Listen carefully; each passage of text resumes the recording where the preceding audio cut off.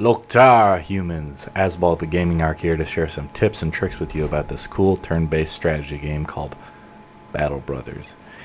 Here is some footage of me fighting a deadly camp. It's an army of ghouls. If you want to, you can read the description of the video for the text list of the tips. First thing is explore the map to find new enemy bases to fight. When you're first starting off, you might want to find some weaker opponents. This is a pretty challenging game, so when you start off, you kind of want to build your guys up. Number two is scout out to see if you can take them over. So like when you first engage an enemy, you can actually scout them to see if you're actually going to be able to beat them.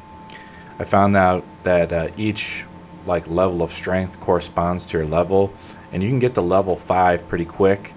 So if you scale up very quickly and attack even a deadly one, you might be like level 6 or so. Number 3 is have a diverse group. You can see in the video that I use quite a few guys.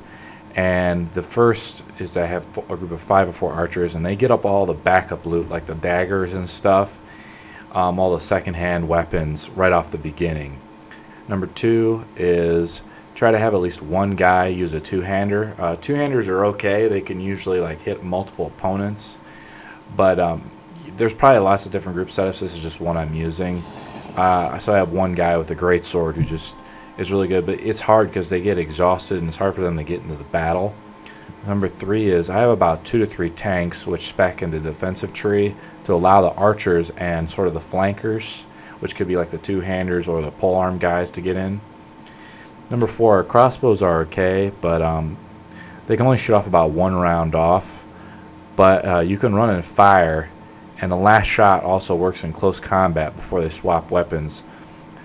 This is good if you want to pick up that close combat archer in the tier 2 of the offensive tree.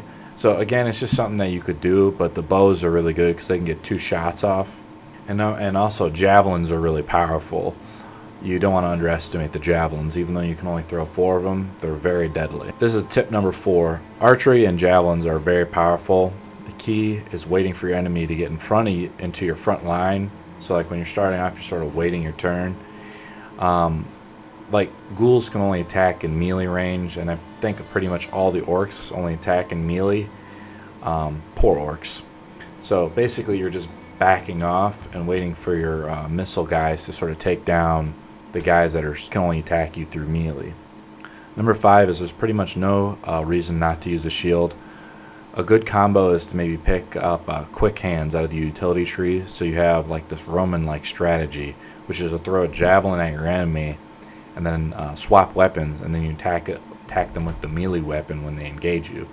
And one javelin can kill a mob typically without a shield. So one javelin hit will just kill the mob.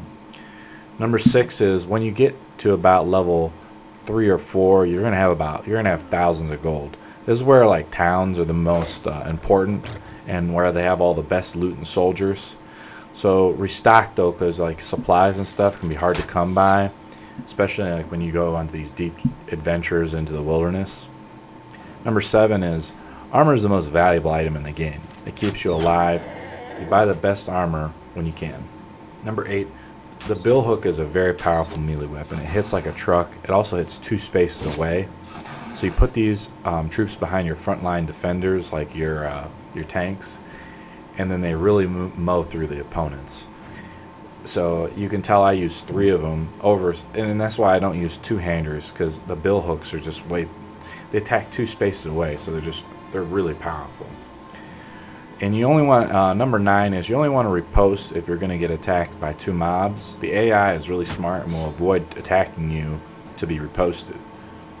Number 10 is later on, food and supplies are pretty cheap, so there's no reason not to buy a lot of them, just in case.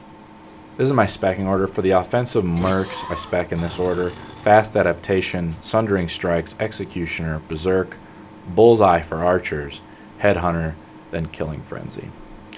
Number 12 is for defensive mercs. I spec Colossus, shield expert, battle forge, fortified mind. That's really important for fighting the ghosts and those undead battles. Then I get steel brow and then return favor.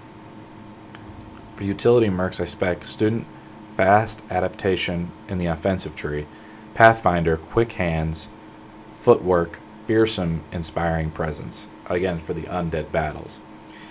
And one really kind of last tip, when I was fighting the ghosts, which are really hard opponents, they're pretty much the hardest opponent in the game. They'll have a fear ability, so the fear they die in one shot, okay, but it's really hard to hit them with an archer. You only have a 5% chance.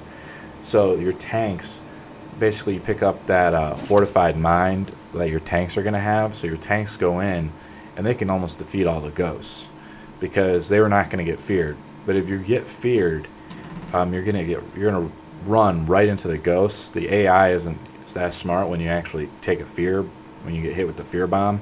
So you're gonna run right into those ghosts and you're gonna take like a ton of damage. And they go right through your armor, so your armor is useless. So you need to have if you want to fight undead, you need to have the fear resistant stuff.